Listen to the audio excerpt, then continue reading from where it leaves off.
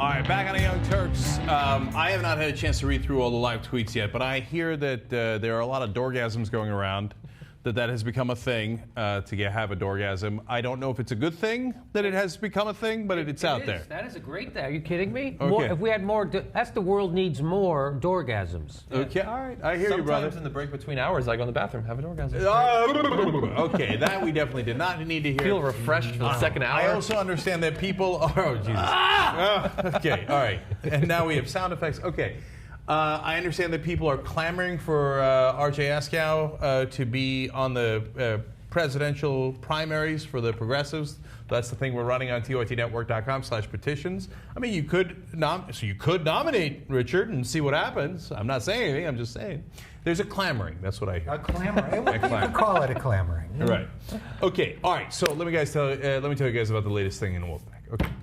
Now, recently I told you there was going to be a state committee hearing in New Jersey to get a resolution through to call for a convention to get an amendment to get money out of politics. Now, this is what we think we should do as a country. We formed Wolfpack, and there are a lot of you out there, in fact, thousands of you across the different states fighting for this. We asked you guys to help fight in New Jersey. You did.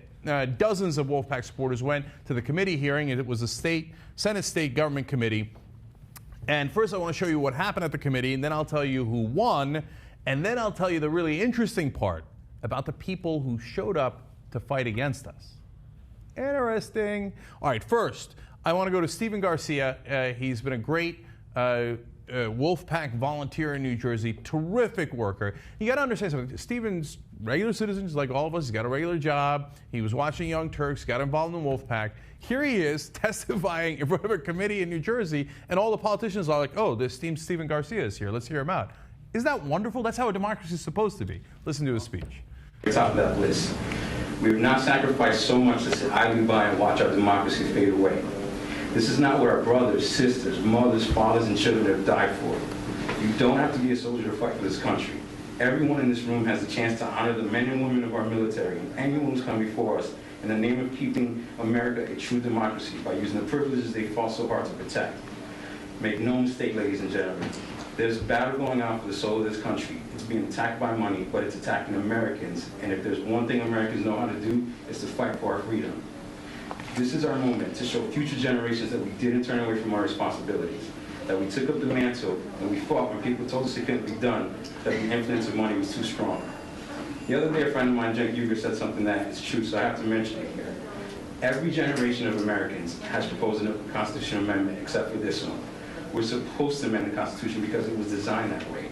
Amendments to the Constitution of the Bill of Rights. Amendments freed the slaves and gave women the right to vote, and now can free our country from the oppression of money and politics. Now, Stephen Garcia, I know because he's a listener of the Young Turks and he joined Wolfpack, right? But I don't know him otherwise. We all meet through this, right? And he's a regular guy, goes in, gives a great speech. By the way, he's absolutely right. People were willing to die for freedom, right? The civil rights movement, freedom riders, they risked their lives. The Klan would show up during their bus trips, right? We can't pick up a phone. We can't go to a committee hearing to get our democracy back. And if they did in New Jersey, and guess what happened? We won. Okay, 3-1 in the committee hearing, we won. So for those of you who are unfamiliar with the process, totally understandable, very complicated at times, right? There's basically three stages, right? You need someone to introduce the resolution, you need to pass committee, and then it passes the overall Senate and House. So we're just past stage 2. It's out of committee, it's going to go to the Senate, the full Senate, and there we have an excellent chance of winning, okay? Now, it wasn't just Stephen Garcia, it was dozens. We don't have time to show all the videos of all the supporters who came. Chelsea Richardson gave a great speech. Our state leader there is Walker Green and Eli Fendelman, Mark Danger, et cetera. They all did a great job. And the fight's not over. We got to go now, take it to the Senate and the House of New Jersey. But here's the interesting part. Guess who showed up to argue against this resolution? The Koch brothers? How did you know? Because it's always them. Okay, now, wouldn't it be awesome if Charles and David Koch walked in? Right. No, that's not how it works. So their group, Americans for Prosperity, okay, so they come in and they give a speech saying, oh, no, this is, don't do this. This would be very dangerous to our interests. Okay, I bet it would. But here's an interesting twist. They did not show up when the United States Congress was so-called debating an amendment, because they knew that's just for show. They're not actually going to pass an amendment. we have Congress in our back pocket. For the first time, they show up at the state level there because they say, whoa, whoa, whoa, whoa, whoa, whoa, this can get done. We better start fighting them. Oh, well, Koch brothers, welcome to the ring, okay? And guess what? On this one, first time you showed up, Wolfpack 1, Koch brothers 0. So what's the saying, Cenk? First they dismiss you, then they laugh at you, then they fight you, then we win. That's right. Yeah. So that means we're pretty close. They're fighting. They're at the point where they're fighting. That means they view us as a real threat to their ability to buy all the politicians with their money, okay? And they're right, we are a threat to that. We do intend to get it back to free and fair elections where everybody gets one vote. The Charles and David Koch don't get to put in $1 billion and have so much more say in this government than you do. No, Stephen Garcia and Chelsea Richardson and all those guys are going to be the equals of Charles and David Koch if we get our democracy back by getting money out of politics. That's what the Koch brothers can't stand. The idea that you, the unwashed masses, would have the same vote, that you would be equal to them when they have all of this money. They should be able to buy whatever they want with their money, including our government. Well, we're going to put an end to that. So you keep coming, okay? We can't wait to see you at the next committee hearing. We can't wait to see you at the next vote. And we're going to kick your ass from state to state to state. You know what? I'm sorry, I thought you were done, but what I love about this issue, besides the fact that it is the motherlode of all issues, that every issue any American is concerned about can't be put right until we put our politics right. So what I love about this issue, besides that fact, Cenk, is the fact that state by state, as you go in and have this fight in a state like New Jersey, it puts every single politician in a spotlight where you're with the democratic process or you're against it. You're with the people or you're with the Koch brothers. You're with us or you're against us. It is an educational moment for voters in every single state to take up this debate. So two things about that. Once you engage the fight, okay, and we're all in this and they're fighting, we're fighting, etc., and whose side are the American people going to be on? Yeah. The side that wants to buy all the politicians, or the side that says, no, we should all have the same right to vote and no one person should be above the other. Of course the people are on our side. All we have to do is engage. The minute we're in the ring, we've already won. Here, let me show you one other guy here, because this is the chairman of that committee, Whelan, okay? And so you think, well, the problem is the politicians, right? At the national level, you're absolutely right. But listen to this guy at the state level and what his concerns are. Watch this. Just a closing comment as the chair. I just want, especially young people in here, there isn't one of us here, Republican or Democrat, or in this body of legislators, Assembly, Senate, who won't tell you the worst part of the job is raising money. We hate it, but it's necessary, okay? So to have this discussion, as we're having today, moving forward to a full debate downstairs as to how we go about doing that, it is a great service to the Commonwealth, to the common weal that we all want to represent, whether it's New Jersey or across the country. None of us like begging. And frankly, I don't know which is worse. Calling your friends, people that you've known and worked with, and or what we call the cold calls, where you're calling strangers. I don't know which is worse, but there isn't one of us that enjoys that part. So please understand that there's a frustration with us too. See, that right there is one of the reasons we're going to win, right? Because they want us to free them from their shackles. Yeah. He said it. Almost every politician we talk at the state level to says the same thing. Oh, I hate begging for money. I got to go, and then what they don't tell you is, what they have to make promises, right? Yeah. And he's like, it says right there perfectly. I don't know what's worse, begging my friends for money or begging strangers for money. This is the state that we've got our elected representatives in. Let's free them. Yeah. Let's free ourselves. You get money out of politics, and they don't have to beg anybody. They can actually serve you as your representative. But one of the reasons, so we have to be very clear when we say they, we mean people like that guy who sounds very much like a human as he's saying that, because he's still relatively early in his career and he hasn't had all of the humanity systematically stripped off of his bones. Like, they want to be stripped of the necessity to go for the money. But if you talk to like Mitch McConnell or John Boehner, they would probably prefer not to make the calls, but they don't want a system where you don't have to raise money because they know they've got absolutely nothing other than their fundraising ability that's keeping them in office. There's no principles, there's no intelligence, there's no open-mindedness. If you took away the money, they would just be empty, old, wrinkly husks, and they know that. That's why they will fight this amendment. And they don't have to make the calls, because at that level, they get the calls. Or you can be Chris Christie and just get one, Sheldon Adelson, to give you all the, you name it. Newt Gingrich had his sponsor too, So, they tell people when they get elected to Congress in the orientation, Democratic orientation, expect to spend 4 hours a day, at least, fundraising. 4 hours a day on the phone, raising money. Now, some of those people went to Washington because they were idealistic and wanted to do something for America. Instead, they have to call rich people all day and beg for money, which is not only degrading, but if you talk to only rich people all day, pretty soon your worldview is the worldview of rich people and not of the ordinary people who are struggling to survive in this country. Mitch. So if they had to spend 4 hours a day talking to union members or people working minimum wage jobs, they might have a different view on politics and what they need to do in Congress, right? But they don't. They spend all their time talking to super rich people, so they have a skewed view of what's important in America, right? Exactly. That's exactly right. And so finally, Mitch McConnell says, no, this is about free speech. Now, who among you, raise your hand if you think a corporation has an inalienable right endowed by their creator to free speech? Corporations are people, my friend. Okay, but really, does any human being actually believe that a corporation has First Amendment rights, free speech rights, that a corporation was endowed by its creator, which, by the way, is us, with inalienable rights, natural rights? Isn't that actually sacrilegious to say that? But Jake, the whole point of creating a corporation is to shield yourself from shit that happens to regular people. Yeah. So now you're no longer a person. You're this other thing called a corporation, which actually has special rights inside of our economy. They don't have the same rights. So then to also give them the rights of a person is to make them some super entity that there was never intended when we devised the system of incorporation. And finally on Mitch McConnell, the great thing about Wolfpack is that we don't need Mitch McConnell's vote. We don't need John Boehner's vote. We're not asking for their vote. We don't give a damn what they think, right?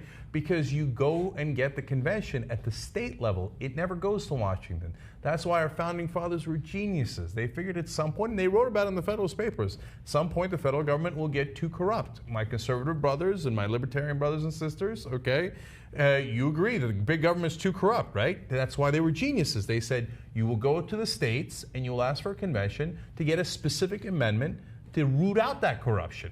They put a provision in the Constitution that's basically break glass in case of emergency, okay? That's what this is.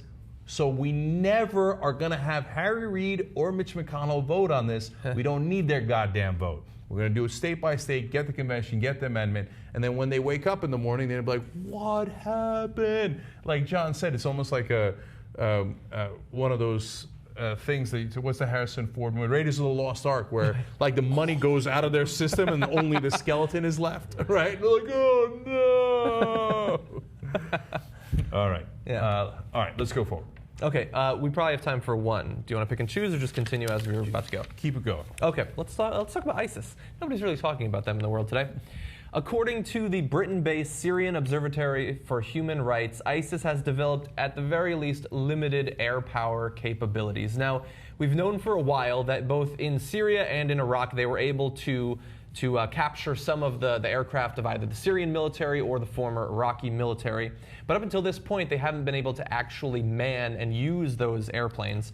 That may be changing thanks to former Iraqi officers. According to Rami Abdul Rahman, the leader of that Syrian observatory, they have trainers, Iraqi officers who were pilots before for former Iraqi President Saddam Hussein. And according to him, in speaking with witnesses in the area, People saw the flights. They went up many times from the airport, and they were flying in the skies outside the airport and coming back, referring to the Al Jarrah military airport. But he does continue in saying it was not clear whether the jets were equipped with weaponry or whether the pilots could fly longer distances in the planes. They generally flew for about 5 or 10 minutes. And they said that witnesses said they appeared to be MiG-21 or MiG-23 models captured from the Syrian military. I don't know exactly how those witnesses were able to identify different MiG models on site, but that's what they're saying. And so that's what we know so far. They've conducted limited test flights according to this one watchdog agency. Yeah, I'm smelling a little bit of bullshit here. Yeah. So, look, there's real legitimate reasons to be concerned about ISIS. They're down there in Ramadi in a real fight in that town, right? And they're all the way up in Kobani. Like, if you look at a map, you'll see between Syria and Iraq, that's a lot of territory. It doesn't mean they control every inch of it, right? But they have towns, and they haven't fully captured Kobani yet, but they have captured towns really distant from each other. There's plenty of things to legitimately be concerned about with ISIS. But in this last week, there's all of a sudden a story about how they have chemical weapons. Okay, that smelled fishy to me, and it was like, oh no, it's okay. Some little group in Israel has confirmed it.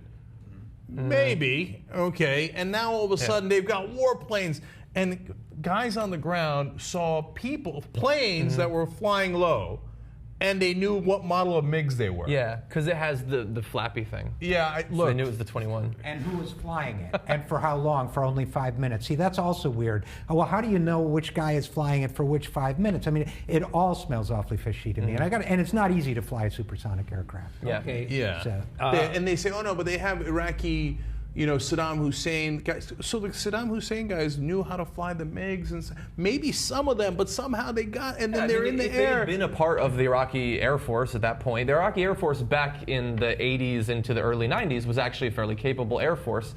And it's not impossible that they would be trained to fly these particular MiG models. So it's not impossible, but I wouldn't take the word of just this Syrian observatory, which has been criticized in the past for sort of amping up threats to make its case.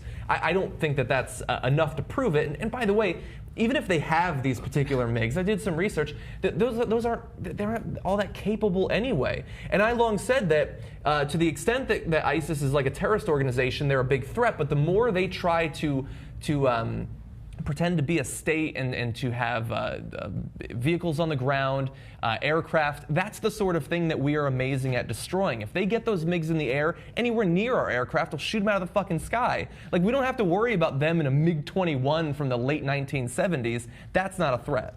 And this is not a movie where you step into the alien spacecraft and you're like, oh, I don't know, let me try a couple of buttons. Hey, I got it to work. Jeff Goldblum. That was with a his good laptop, movie. Right. God See, damn that's it. and look, I'm very dubious of these groups. You know that there are propaganda groups out there. You know that there's truth. There's a lot of concern about real problems with ISIS. And then there's propaganda groups that want you to do something, and they love to throw out those headlines. They got warplanes. They got chemical weapons. Oh, my God. We better make sure we bomb them even more with the wonderful weapons we have from our defense contractors. Yeah. Wait, actually, can I jump onto that? Because you're totally right. The U.S. military would love to present them as a huge threat because then they'd get more backing and more funding. But as of right now, Colonel Patrick Ryder of the U.S. Central Command says, we're not aware of ISIL conducting any flight operations in Syria or elsewhere. We continue to keep a close eye on ISIL activity in Syria and Iraq, and will continue to conduct strikes against their equipment, facilities, fighters, and centers of gravity, wherever they may be. I mean, they would benefit from people being scared of some sort of ISIS Air Force, but they're not even supporting this. Okay, so the problem with all of this is that, we defeated Al-Qaeda, we got ISIS. We're going to defeat ISIS, there'll be another group because the conditions are there. Yeah. Right? They didn't just come out of nowhere. The conditions are there for this to happen. So, especially in Iraq, the Sunnis have been completely shut out of the government. And even now they're doing bullshit again where Maliki stops down. He's the fucking vice president. So they're shut out of the Iraqi government, which is why they're siding with ISIS now. So again, this is a problem that's way more complicated than bombing ISIS. We can kill all ISIS and the problem is still going to be there. So this is, there's no bombs that, again, it's not going to fix this. So we've been bombing the Middle East for 14 fucking years straight. Probably longer than that if you consider the first Gulf War and then Bill Clinton. So it's more bombs certainly isn't going to fix this. Is ISIS a threat? I don't know. They're Sunnis. They're going to take over other Sunni. I don't know. Again, I don't see the threat to the United States from ISIS. This is an indigenous problem to the region that can only be settled by the people in the region. Again, and maybe it has to get worse before it gets better, but the situation there is horrible right now, especially in Iraq, which they should have broken up into 3 places like Joe Biden said, but they did it, and now this is the result. So that eventually leads to all these headlines, these fear-mongering headlines, leads to the guy that I overheard at the gym yesterday.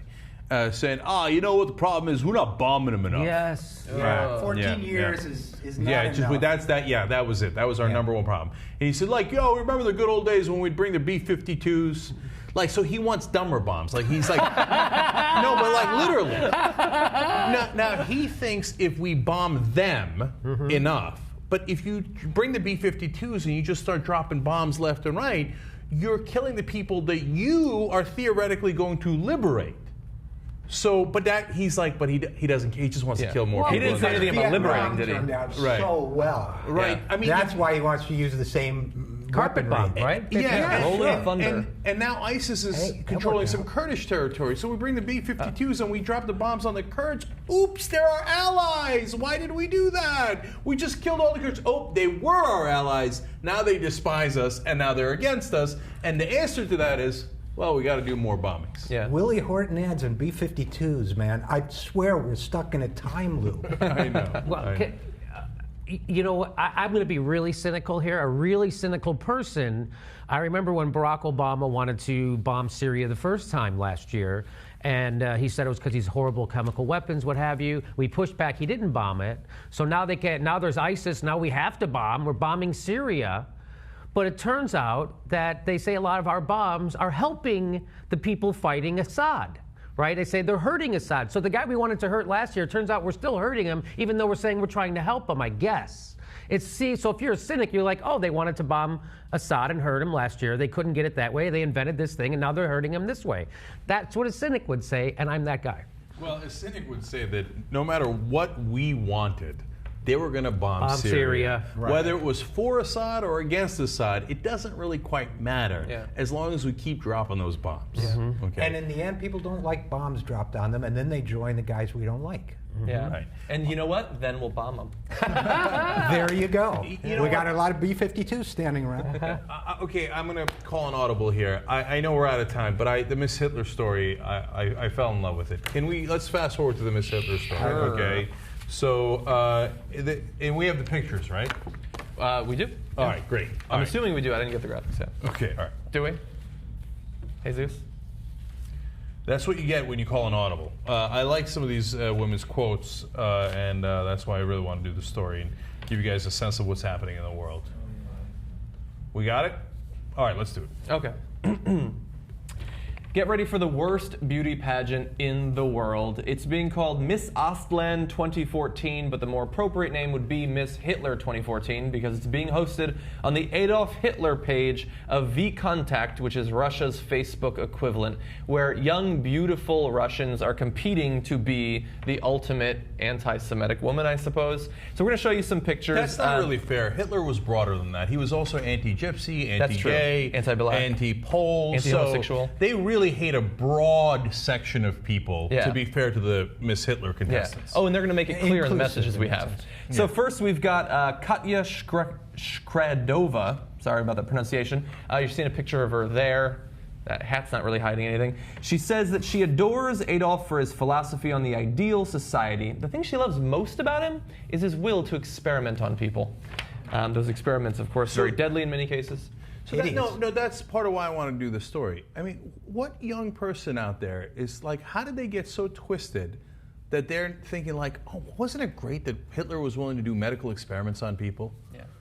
But that exists in the world. And in her context, Because it doesn't happen outside of context. There must be people cheerleading her. Yeah.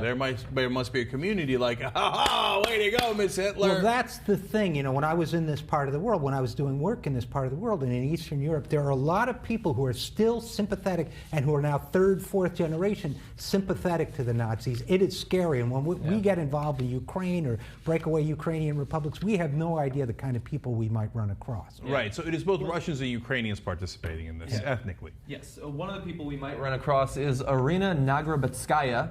Seeing a picture of her there, I think she's going to kick Katya's ass, personally. She wrote. It's such a shame how hot she is.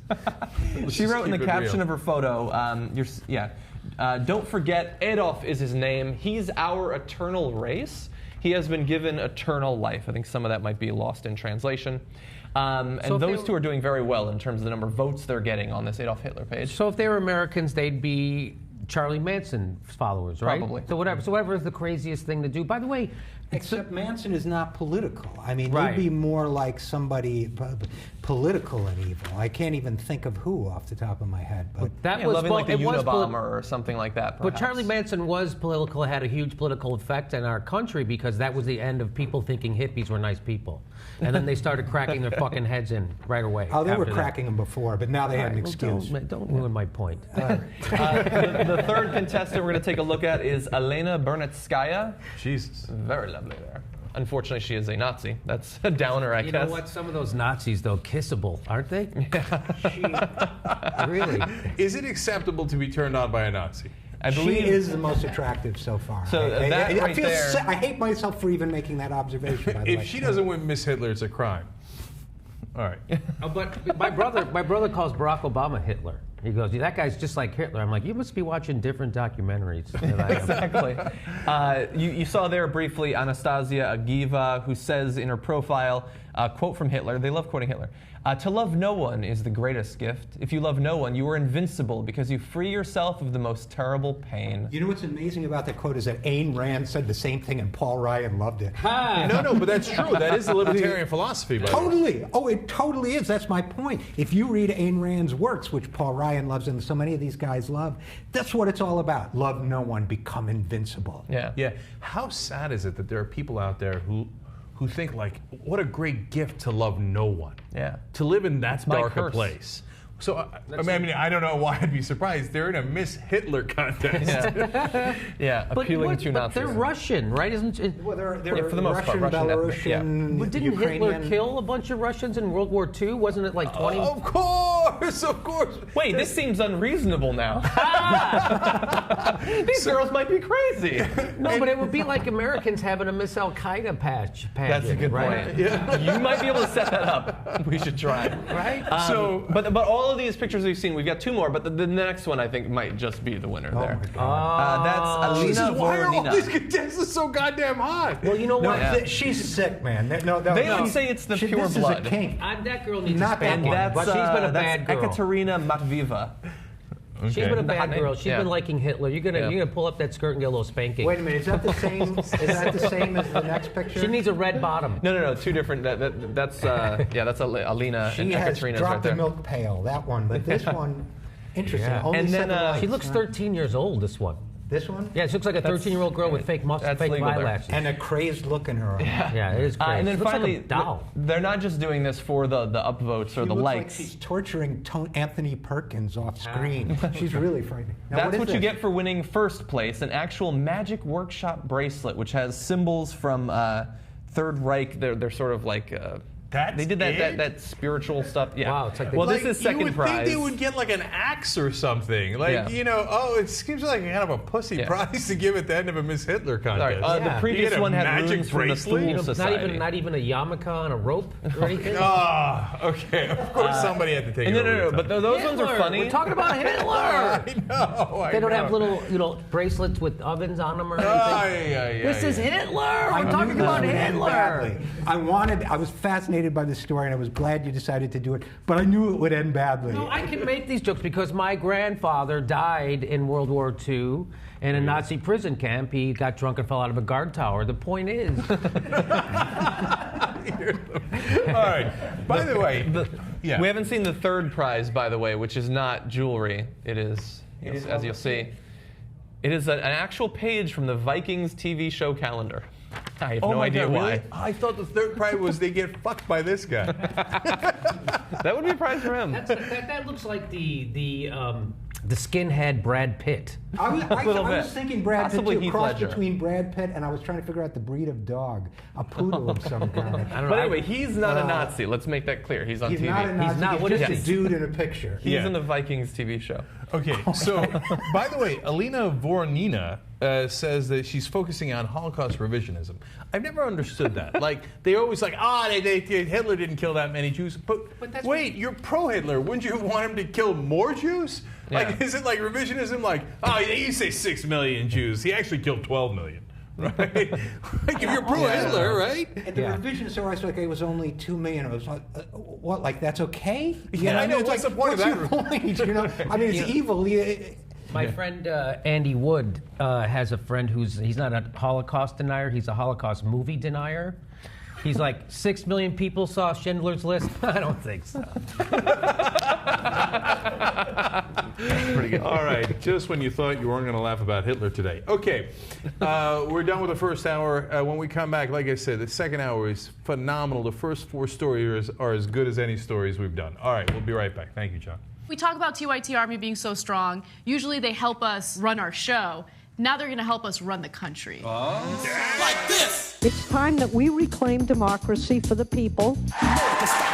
We had a huge victory for Wolfpack. When Lincoln said this was a country by, of, and for, he said of the people, not of corporations. Our representatives don't represent us. Whoa! Democracy! United! We are! We are! Too strong! There's thousands of volunteers, and you can be among them. With Wolfpack, the mission is so clear. Money is killing our democracy. 96% of Americans want it. When you get the power back, oh, that feels good. This is just the beginning. Let's go get them, man. Up and at them. Knock, knock. We're coming for them! Wolf-pack.com.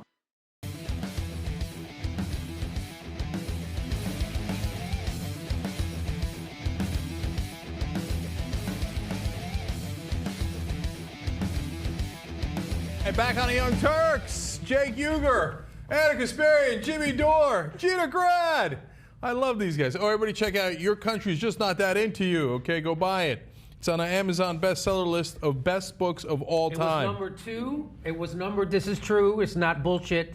It was number 2 in political, humorous books. Nice. Number 2. On Amazon. Wait a minute, we got to get that to number 1. Moredoor.com. Yeah, who's number 1? Yeah. I think Adam Carolla. Your country is that Really? into you. That's Adam number 1. Carolla? Could you imagine? Okay, all right. You should not let that stand.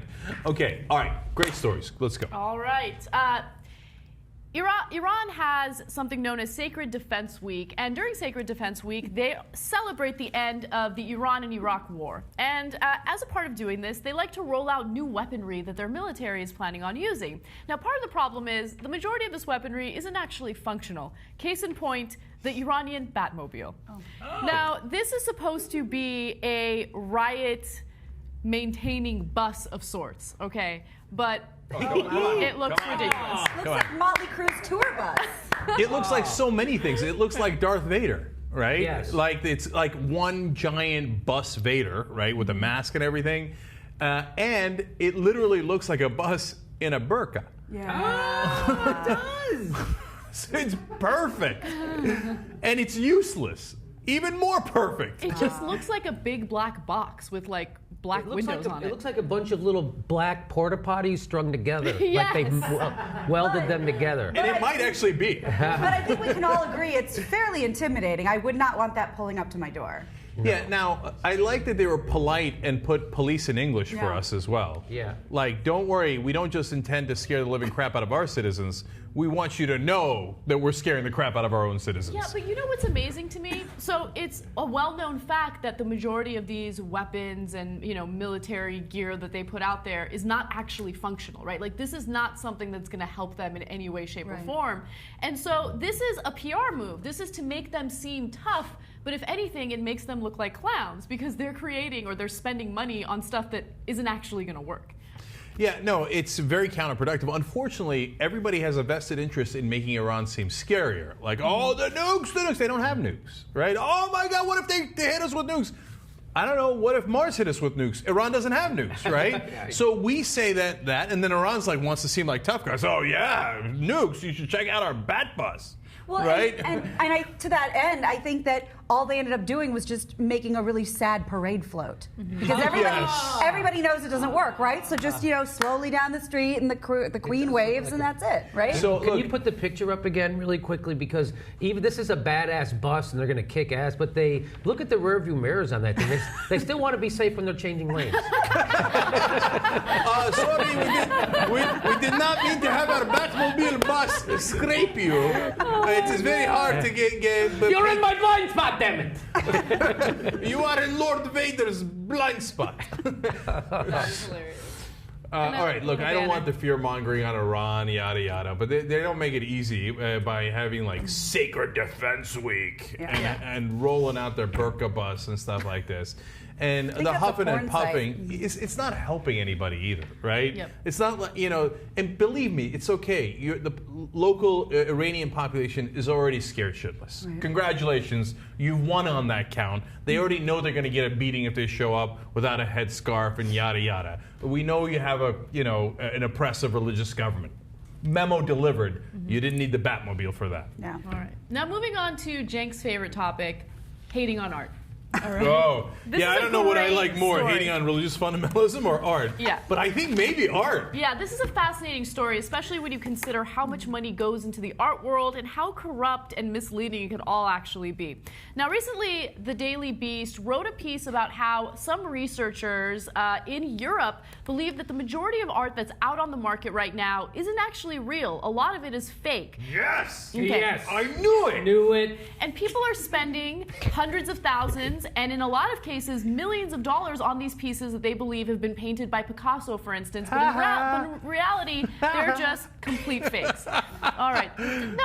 Okay, no, I'm ecstatic about the story, and I will not hide it. All right, well, Okay, we can tell. All right, keep it going. So Jan Walter is one of the individuals who works for the Fine Arts Institute in Geneva. He's the executive director, and he's one of the people who says, look, we come across a lot of artwork that people are curious about. They're wondering whether or not what they purchased is real. And he says that up to 70% of what they examine actually turns out to be fake. 70% of artworks for sale are either fakes or misattributions. Now, let me tell you how this sample is not necessarily representative, right? Here's what he had to say. People who come to us often already have a question about the authenticity of the work. So this does not mean that on the market, 70 to 90% of the work is fake. So That's of course, very important, yeah, to be fair. Okay. So they're already worried that it's a fake. And then if you're worried, it looks like there's an overwhelming chance it is fake, right? So now, nonetheless, there are still a significant percentage of art out there that is fake. Now, it's different than a forgery. A forgery is like, I tried to trick you into thinking it was a Picasso or fake. Could be someone else painted a Picasso at that time. In fact, it turns out some artists would have contemporary artists come in and make multiple copies to put into other people's houses and stuff, so which I didn't know about. Yeah, can I read to you a little bit about that? Because I thought that was really fascinating. A lot of these artists, want to give their artwork to friends and family members, so they'll have duplicates made by other artists. Let's go to graphic number 4.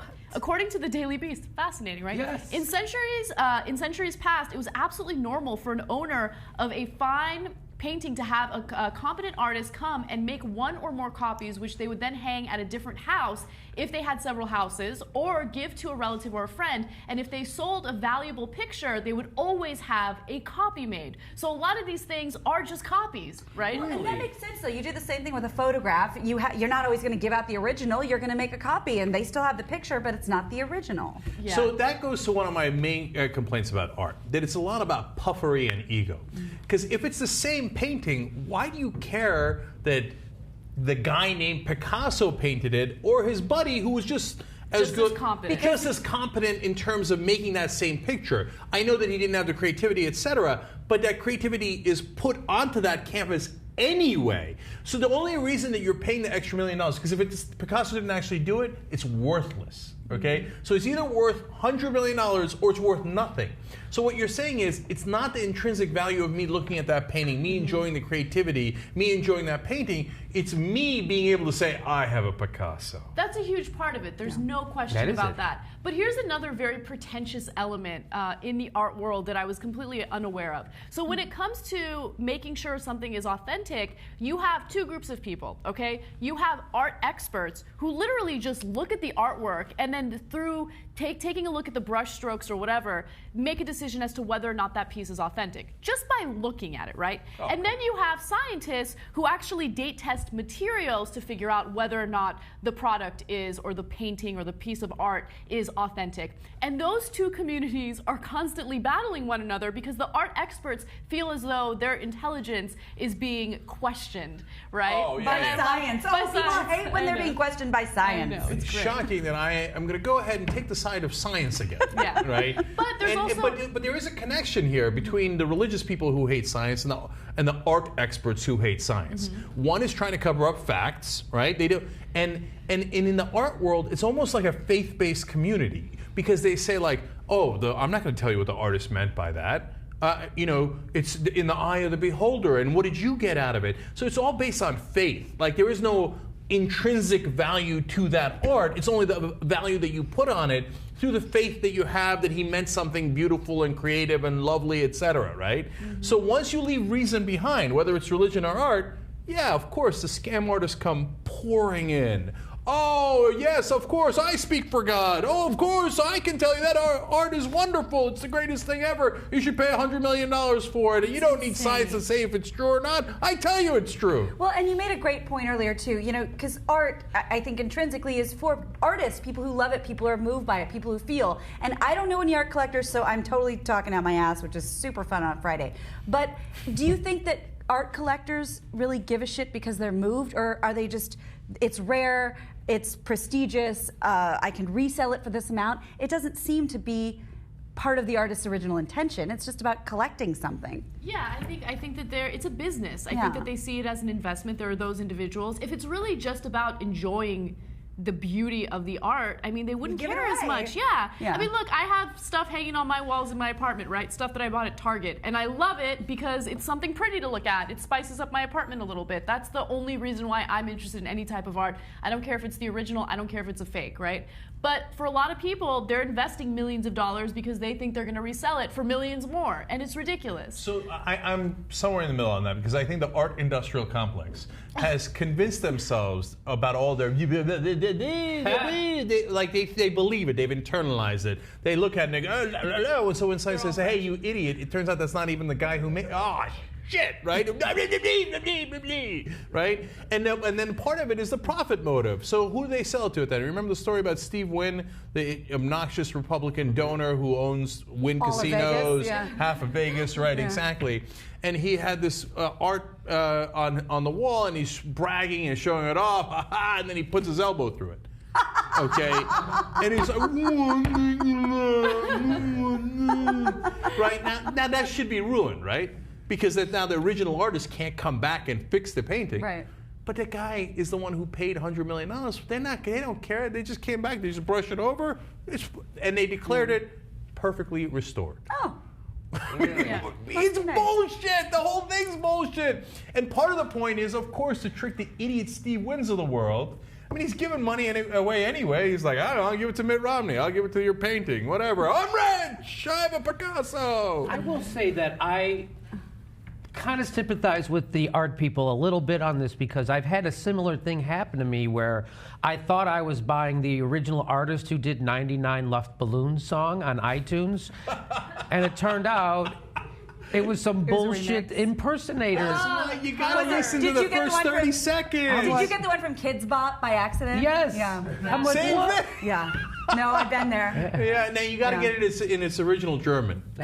Well, and that's the thing also. It's, because if you say, well, if you're doing it for the art, then why do you want to make any money off of it? But a lot of people could say that about us, anyone who's doing anything. I think people that's deserve to be paid. They deserve to be compensated I think that part for their I don't talent. agree with. But it's you get farther removed from the artist. that's where the money starts becoming more Jimmy important. Dore book, a signed copy of the Jimmy Dore book, much more valuable than an unsigned copy. You want to talk about art. You want to talk about art. Yeah. By the way, one final point that I have to make, it's an interesting stat. So you go into museums and you would think, well, obviously the majority of the art in the museum is going to be real, right? Duh. Here's the reality.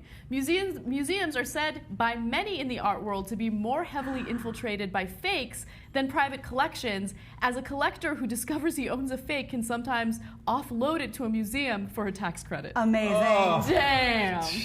Damn. That's so Mona sad. Lisa, you go, girl. Who knows? That's probably from IKEA. So my final 2 points are, look, it's not that I hate art. It's a mischaracterization. It seems like you do, right. No. I enjoy art. I just don't need the ego to go along with it. I can buy the same Picasso for $5 and it's still just as beautiful, right? I don't need it to have been by the hand of Picasso himself. That's just bullshit. That's puffery, okay? So now, and It's ego. That's That's what ego. that is. That's Right. ego. So it's no longer an art thing, it's an extension of your penis. That's right. Okay. And like, you know the difference between art and, for example, like sports. Like in art, you can fake it, right? You can do a fake painting. Like in athletics, if you said, all right, let's put in the fake quarterback now. Oh shit. Okay, it doesn't work that way. You see, that's something where you have to prove yourself, right? Tim Tebow did a good job. Well, but that's a perfect example. They're like, okay, let's put in Team Tebow. Oh, that turns out to be a forgery. And even though I mostly agree with everything you're saying, let me just go ahead and speak for the people who disagree with you and say, well, that's why they make copies. For people like you, people like us, who don't give a shit. For everybody else, let us have what we like and what we value as important. Yeah. Hey, you know what? Sucker's born every minute. So can we talk about poop now? Are you ready for that? Yes, I'm ready. You ready for poop? Okay, and by the way, I didn't give Anna enough credit. During the break, we were all washing down the chili with water. Oh, yeah. Anna cracks open a beer. She's like, let's get it right. You know, It's Friday. That It's was Friday. phenomenal, by the way. Yeah. and didn't call any attention to it. It Yeah, was yeah, just, that's not a big So deal. anyway, yeah, are we doing news today? Or what? You want to do news today? Well, back in the day, that's what anchors would do. They would have a nice drink right before they went on air, loosen them up a little bit. So I'm feeling nice and loose. You literally Right. should have a cigarette smoke like swirling around your face right now. Let's just bring it old school. Like, I didn't know when I was a kid. It turns out one of the main anchors in New York was always on cocaine. So like he'd always be super sky high when the broadcast said, "Hello, everybody! Welcome to CBS News." I'm not saying it was CBS News. I didn't know Patrick Kennedy was a news anchor. Anyway, all right, Let's forward. talk about poop. Open Biome is planning on looking for donors that are willing to donate their fecal matter. Now, they're doing so because they're working on something known as fecal transplants. And for those of you who are wondering, why the hell would someone want shit transplanted in their body? It turns out that there is good bacteria in poop, and as a result, that bacteria could be used from a healthy donor, and it could be transplanted into an unhealthy person to balance out the bad bacteria in their body. Oh, Now, don't call it bad bacteria. That hurts my fecalings. Wait, this might be the greatest title I've ever seen. I just had to take a picture of it. I'm taking another one. Went into poop. It's amazing. No, so sometimes when people say like, "I don't want your shit," it turns out you might actually want their shit. Like, Yes. and as Anna's going to explain to you, like sometimes they literally take another guy's shit and shove it up your ass. No. Okay. I've been to those parties. But what's worse is you could also get it through the nose, or now they got a shit pill. well, they're Okay, so they are Anna. studying the pill. They don't refer to it as the shit pill, as Jenk. I would rather bite down on cyanide, by the way, What a- than take a shit What a pill. great day in that scientist's life. All Huh? right, so let me tell you a little more about Open Biome. It is the only independent nonprofit stool bank in the country. Now there are. You know what? It's too many people who are trying to make a profit off shit. That's what bothers me. Shit should be non-profit. Government should take care of the shit. That should Wait be- till they start buying our politicians. All right. Talk about shitty politicians. So Open Biome collects. That's why there's such a log jam in Congress. Oh. Bam! All right. So this company collects, tests, and provides fecal samples to 122 hospitals in 33 states for one of the most interesting medical treatment innovations today: fecal microbiota transplantation. Okay, great. Fun. All right. You can make it sound as sciencey as you want. It's shit pills. Yeah. Yeah. I had the Abe Vigoda transplantation. A little different. That's I'll play on. Come on. I got it. It was good. All right. Still alive, by the way. Abe Vigoda's still alive. Okay. I'm still stuck on Winnie the Pooh. All right. Now, the director of this, or the founder, I should say, of this fine organization says, think of us as a blood bank, but for poop. You shouldn't have to fly across the country to get poop. Amen. Okay. So then they get into the details. You should face anywhere you want. Anywhere you want. Anywhere you want. Now, look, they go into details about the medical conditions that people have when there is an imbalance of good bacteria and bad bacteria in your body. Now, when you take antibiotics, for instance, it kills the bacteria in your body, but it also kills all the good bacteria in your body. So you might have problems with your digestive system. For a lot of women, they develop things like yeast infections. So this is going to be a way to prevent that, okay? But can't you just eat a little bit of yogurt, have a Yoplait, and move on? Well, the That's funny what they thing tell is, you to do. everyone's body. What is wrong with the shit sandwich? When somebody makes you a shit sandwich, they might be really helping you. That's right. That's what Mitch McConnell orders every day. Shit sandwich. Go ahead. I'm sorry. Okay. No, I mean, everyone's body is different. So some people will react differently to antibiotics, and some people have sensitive stomachs, so they might have issues with irritable bowel and things like that. Yeah. So this would maybe help out with that. Your shitting? More shitting. Yeah, by the way. Ironic, but true. That's right. But true. It's just like bombing in the Middle East. You need more of it, right? It's like I've been shitting my whole life, but I still need more shitting. So there are more serious infections that people get, and they actually die as a result of this imbalance. Okay. Way to bring it all the way down. I know. Look, I'm trying to give you guys the information, then you guys can make your shit jokes all you want. Okay. All right. Fine. Give us information. All right. So the resulting infection, according to the CDC, affects more than 500,000 Americans per year, causing fever, nausea, abdominal pain, and serious diarrhea, and kills 14,000 Americans per year, especially in hospitals and long-term care facilities. Let's keep it real. The majority of these people are usually older. So this is going to help them out quite a bit. So is there a name for that infection? Or is that just what?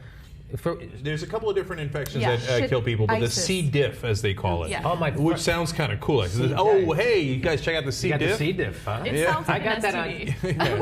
I got mine from Sky now TV. I'm curious. We all have a blood type. Do we have a shit type? Do you have to get Yes, they do tests. I know. So here's it gets interesting when you get into the numbers. So let's do some math, okay?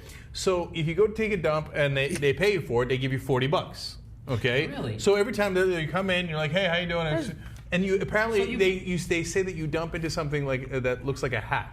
Yeah, it's like an upside down hat. So they're like, "Oh, go shit in my hat. I'll give you $40." Yeah. Okay, you didn't think that was going to happen. It turns out we live in that world now. It's a George Clooney prank. So, and then they resell the shit for $250. The blood bank does that too. The market. You didn't think this shit was going to get marked up that much. Damn. Okay, now there's good reason though, because they got to do the tests. And the tests are expensive. Yes. Yeah. So the tests are about $1,000, okay, to figure out if you got good shit. Hey, you got the good shit? What? No, I literally have the good shit. This story does not pass the smell test. Okay, but once I loved it. Once they know a guy's got good shit, right? Then it's all profit from there. Yeah. It's all He's the kingpin. They're like, oh, dude, you're king poop. You come in here every day, okay? You shit in our place as much as you like. $40 for that poop. $40 a day. Okay, and that's not bad, man. That's not bad. On your way to work, just stop in, take a dump in this guy's hat. You get $40. $40. And you're helping people prevent infections. That's right. You buy a Big Mac for like, I don't know, $3 or $4, and then you shit it out for $40. Yeah. That's a great investment. All day long, baby. All day long. They can't stop me. They can't contain You're like me. an alchemist. Yeah, You're taking alka-shits. We can make it. Yes, we're taking alka-shits. We can make a documentary called Super Shit Me. Right? So it's funny you mention that because they for people who are really good at shitting, I'm not kidding. They're giving super names, like superhero names. Like Harry Colon? That's pretty good. That's pretty good. They don't have that one. Vladimir Putin. Vladimir Putin is one of them. One. King of Poop is another one. Winnie the Pooh, of course. Sure. Okay, right. But you get that award if you come in a lot and take a lot of dumps. So they're like, oh, dude, man, you have taken 18 dumps this week. You are a dumping superhero. Have you seen that? You are a superhero of crap. My child is a super shitter at elementary school. You ever see that? You see that? It's an insane world we live in, man. But this is good news. This saves lives. It turns out. Now, is there any medical use for farting? Now, how can we transplant a fart? That's on only someone? $20. That's just $20. But yeah, That's how they figure out your shit type. Oh, there you go. I had some red beans and rice. Can I fart in here for you for $20? They used to have the saying, eat shit and die, right? Yeah, In this case, it's eat shit and live. Eat shit and live. Right? Things are it's a topsy-turvy world. All right, so finally, I want to ask all you guys. So you need the fecal transplant. There are 3 ways to do it, as I explained. You could go up the poop chute, okay, back where it came from, but not, from a different guy. Okay, or they put it up your nose, okay, or they're not coming up with a pill, okay? Yeah. So which one do you do? Pill. You do the pill. Of course. Oh, of course. Why of course? Because Gina's not going to do the pill. There's literally no way I could I'm getting thick throat just talking about this. Oh, really? Yeah. Okay, we've got real dissent on this panel. They say there's no dissenting opinions on the Young Turks. Okay. I can't believe this is the story we're doing and Christian is watching. Her boyfriend's watching for the first time. Okay. No, that's okay. He's going collecting $40 right now. Yeah. He's like, I don't know that, man. And somebody you might give me a another hat. swig to get through this. Yeah. They talk about how passing the hat around. Oh, you're right here. Give you $40. Yeah, can you cocktail it? My kid is the Dookie of Earl. Oh, that's good. Okay. All right, so you're saying... I take the pill all the way. Are you kidding me? Because you can't put it up your nose because you're putting shit in your nose, and you can't put it up your ass because you don't want to do that. That's an exit. And then, so you can take a pill, but you can hold your nose and swallow that pill, and it's all over. It's going to be in a capsule, and I'm pretty sure it's not literally going to be shit that they squeeze into a capsule. I'm sure that they're going to somehow extract the bacteria. I hope it's shit that they put into a capsule. They're like, why bother? What are we going to spend all this money? We already spent the $40 on the guy taking a dump. Fuck that. They just grab little capsules and they're like, boop. Put shit in it. They got a guy pulling apart Tylenol and a guy putting shit back in him. And there you go. Oh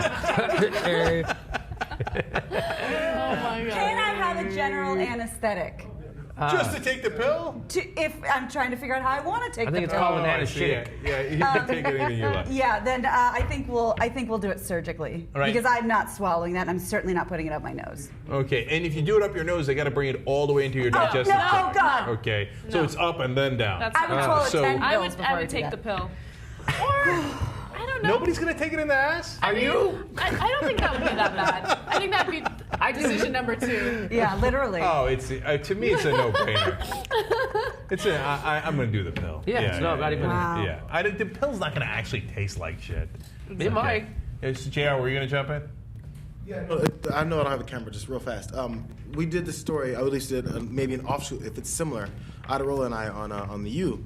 It is clear pills. They're frozen with brown substance inside. So I assume it really is just fecal matter. Probably is just that. I mean, nothing modified. That was great. I bet it is fecal matter. I can't wait, Anna, to get one of those shit pills and show you. Yeah, you can't wait, huh? Okay. How's your ass feel now? Okay. Is there anything else to say? No, on I this think now? we've crapped out. Yeah, I think we belabored the point. I think we've crapped out. Like when we weren't letting her give the information, she was getting a little shitty about it. But... Can we take a break? Okay, all right. Okay. Quick break. Super I'm quick gonna go break. to Starbucks to get a long brown. I'm gonna go make $40 real quick. Yeah, we'll come right back. You might have heard the Colbert Report is dead. Ladies and gentlemen, we got him. Down goes Colbert! Down goes Colbert! I'm told something about a promotion and David Letterman's job. Who cares? Okay, he's done with. Now, we celebrate this because I'm given to understand some of you used to watch Daily Show and Colbert Report on Hulu. Now, I got nothing but love for those guys. Keep watching The Daily Show. Am I not merciful?